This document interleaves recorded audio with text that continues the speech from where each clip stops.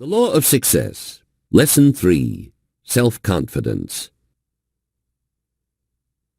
Amidst all the mysteries by which we are surrounded, nothing is more certain than that we are in the presence of an infinite and eternal energy, from which all things proceed.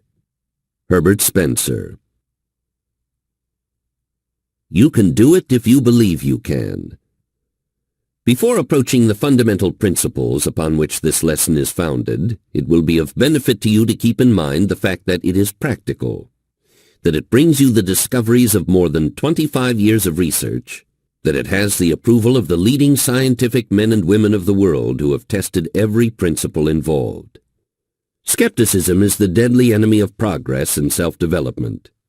You might as well lay this book aside and stop right here as to approach this lesson with the feeling that it was written by some long-haired theorist who had never tested the principles upon which the lesson is based.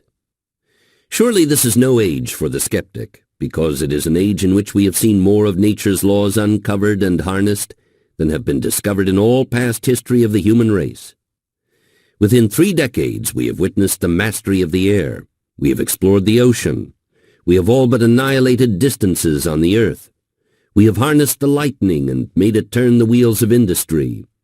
We have made 7 blades of grass grow where but one grew before. We have instantaneous communication between the nations of the world.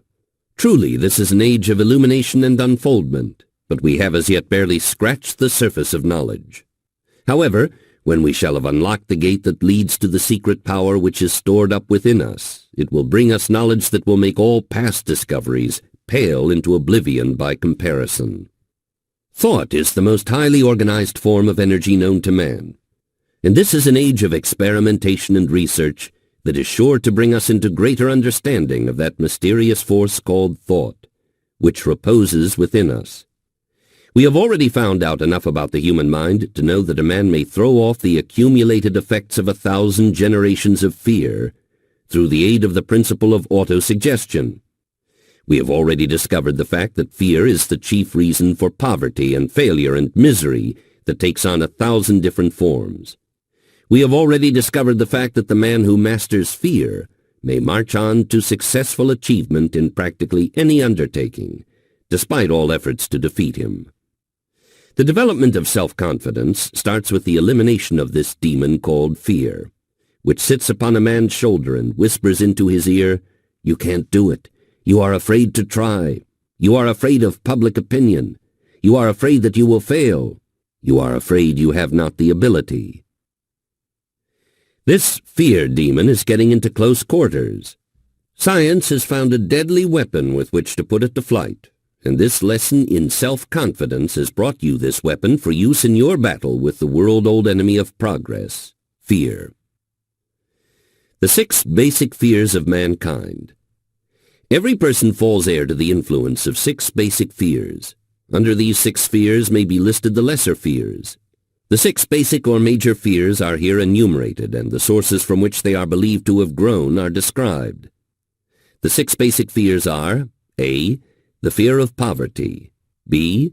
The fear of old age. C. The fear of criticism. D. The fear of loss of love of someone. E. The fear of ill health. F. The fear of death. Study the list, then take inventory of your own fears and ascertain under which of the 6 headings you can classify them. Every human being who has reached the age of understanding is bound down to some extent by one or more of these 6 basic fears. As the first step in the elimination of these 6 evils, let us examine the sources from whence we inherited them. Physical and social heredity. All that man is, both physically and mentally, he came by through 2 forms of heredity. One is known as physical heredity, and the other is called social heredity. Through the law of physical heredity, man has slowly evolved from the amoeba, a single-cell animal form, through stages of development corresponding to all the known animal forms now on this earth, including those which are known to have existed but which are now extinct. Every generation through which man has passed has added to his nature something of the traits, habits, and physical appearance of that generation. Man's physical inheritance, therefore, is a heterogeneous collection of many habits and physical forms. There seems little, if any, doubt that while the 6 basic fears of man could not have been inherited through physical heredity, these 6 basic fears being mental states of mind and therefore not capable of transmission through physical heredity, it is obvious that through physical heredity a most favorable lodging place for these 6 fears has been provided. For example, it is a well-known fact that the whole process of physical evolution is based upon death, destruction, pain, and cruelty, that the elements of the soil of the earth find transportation in their upward climb through evolution based upon the death of one form of life in order that another and higher form may subsist. All vegetation lives by eating the elements of the soil and the elements of the air. All forms of animal life live by eating some other and weaker form or some form of vegetation. The cells of all vegetation have a very high order of intelligence. The cells of all animal life likewise have a very high order of intelligence. Undoubtedly, the animal cells of a fish have learned out of bitter experience that the group of animal cells known as a fishhawk are to be greatly feared. By reason of the fact that many animal forms, including that of most men, live by eating the smaller and weaker animals, the cell intelligence of these animals, which enter into and become a part of man, brings with it the fear growing out of their experience in having been eaten alive. This theory may seem to be far-fetched, and in fact it may not be true, but it is at least a logical theory if it is nothing more. The author makes no particular point of this theory, nor does he insist that it accounts for any of the 6 basic fears. There is another and a much better explanation of the source of these fears, which we will proceed to examine, beginning with a description of social heredity. By far the most important part of man's makeup comes to him through the law of social heredity, this term having reference to the methods by which one generation imposes upon the minds of the generation under its immediate control the superstitions, beliefs, legends, and ideas which it, in turn, inherited from the generation preceding. The term social heredity should be understood to mean any and all sources through which a person acquires knowledge, such as schooling of religious and all other natures, reading, word-of-mouth conversation, storytelling, and all manner of thought inspiration coming from what is generally accepted as one's personal experiences.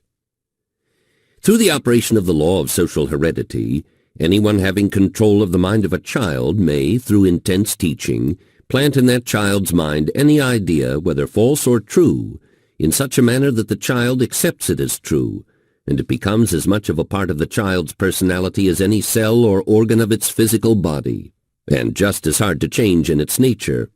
It is through the law of social heredity that the religionist plants in the child mind dogmas and creeds and religious ceremonies too numerous to describe, holding those ideas before that mind until the mind accepts them and forever seals them as a part of its irrevocable belief.